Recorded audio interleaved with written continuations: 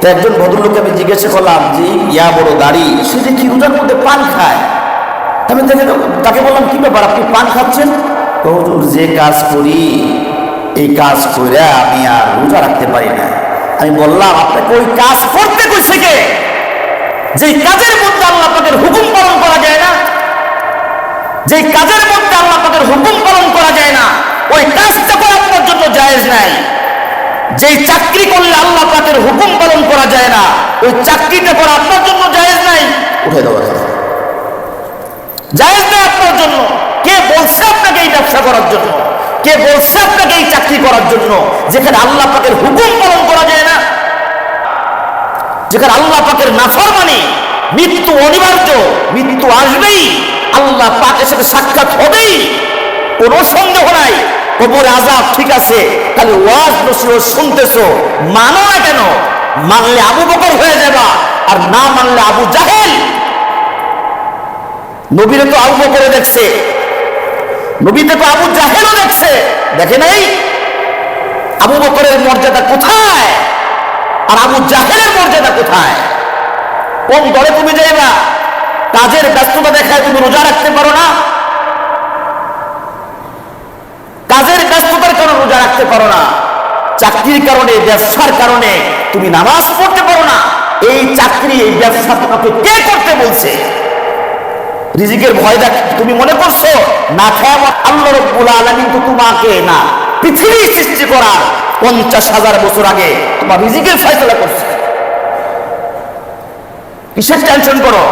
না খায় মরবা, তোমার সন্তান না খায় মরবে, তোমার বিবি না খায় মরবে। রিজিকের মালিক কি তুমি? তোমার চাকরি চলে গেলে তোমার বাচ্চা কাচ্চারা কি না খায় মরবে? তোমার দুইটা পাও ভেঙ্গে যদি যায়, পঙ্গু হাসপাতালে পড়ে যদি সারা বছর পড়ে থাকো, তোমার বিবির সন্তানরা না খেয়ে মরে যাবে।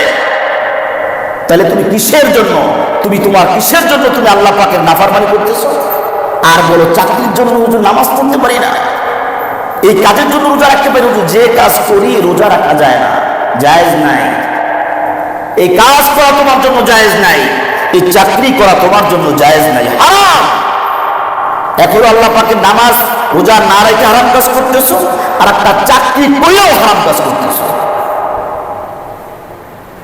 যেই বসের চাকরি করো সেই বসের কথা না মানলে তোমাকে বেতন ঠিক মতো দিবে না, এইটা তো ঠিক মতো বোঝো।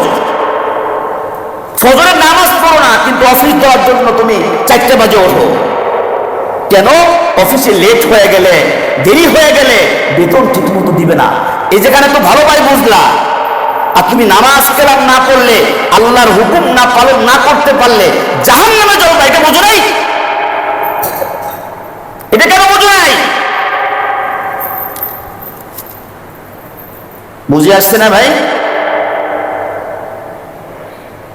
আপনি তো মালিক পক্ষ, আপনি ভালো বোঝেন যে আমার শ্রমিকরা ঠিক মতো ডিউটি না করলে বেতন দেবো না। 5 দিন কামাই গেছে, অ্যাবসেন্ট করছে 5 দিন, 5 দিনের বেতন কাটা। ভালো বুঝলা মালিক পক্ষ। আর আল্লাহ পাকের 5 ওয়াক্ত নামাজ 3 ওয়াক্ত পড়লা, 2 ওয়াক্ত পড়লা না, আর পরিপূর্ণ উজ্জ্বল চাও। 30 রোজা হইল, একটা কাজা করছো, ভাবছো ঠিক মতো পালন করতে পারো নাই, তুমি মালিক পক্ষ, শ্রমিকের উজ্জ্বল ঠিক মতো দিলা না, কাইটা দিলা 5 দিনের বেতন। আল্লাহ পাকের কাছে কিভাবে চাও? অ্যাকাউন্টে কাঁচা কেন? দুনিয়াবি অঙ্ক তো ঠিকই বোঝো, পরকালের অঙ্ক কি বোঝো না? ওমেরা দোস্ত উপায় নাই, উপায় নাই। কাল কিয়ামতের ময়দানে 2 শ্রেণীর ব্যক্তি, এই দুনিয়ার মধ্যে 2 শ্রেণীর কাফের আছে। কয় শ্রেণীর কাফের বোঝেন? কিন্তু কয় শ্রেণীর কাফের? 2 শ্রেণীর কাফের। এক নম্বর হইল মাইয়ুলাদু কাফিরান ওয়া ইয়াহইয়া কাফিরান ওয়া ইয়ামুতু কাফিরান। এক শ্রেণীর কাফের হইল কাফেরের ঘরে তার জন্ম হয়েছে, কাফের অবস্থায় দুনিয়াতে জীবন যাপন করছে, কাফের অবস্থায় মারা গেছে, এরা কি কাফের। আর এক শ্রেণীর কাফের হইল মাইয়ুলাদু মুসলিমান ওয়া ইয়াহইয়া মুসলিমান ওয়া ইয়ামুতু কাফিরা। আল্লাহ মাফ করেন, আল্লাহ আমাদেরকে মাফ করেন। আরেক শ্রেণীর কাফের হইল মুসলমানের ঘরে তাদের জন্ম হয়েছে, এই দুনিয়ার মধ্যে মুসলমানি অবস্থায় জীবনযাপন করছে, কিন্তু মৃত্যুবরণ করছে কাফের হইয়া। মৃত্যুবরণ করছে কি? কাফের হইয়া মৃত্যুবরণ করছে। এই যে মুসলমানের বাচ্চা হইয়া কাফের হয়ে মৃত্যুবরণ করে না? মুসলমানের বাচ্চা হইয়া, মুসলমানের সন্তান দুনিয়াতে জীবনযাপন করছে মুসলমানি, মারা গেছে কি হইয়া? কাফের হইয়া। এই দুই শ্রেণীর ব্যক্তিকে কাল কিয়ামতের ময়দানে জাহান্নামের মধ্যে প্রথমেই ফেলানো হবে। প্রথমেই জাহান্নামের মধ্যে প্রথমেই ফেলানো হবে। এরপরে জাহান্নামের মধ্যে প্রথমেই ফুলসিরাত লাগানো হবে না। জাহান্নামীদের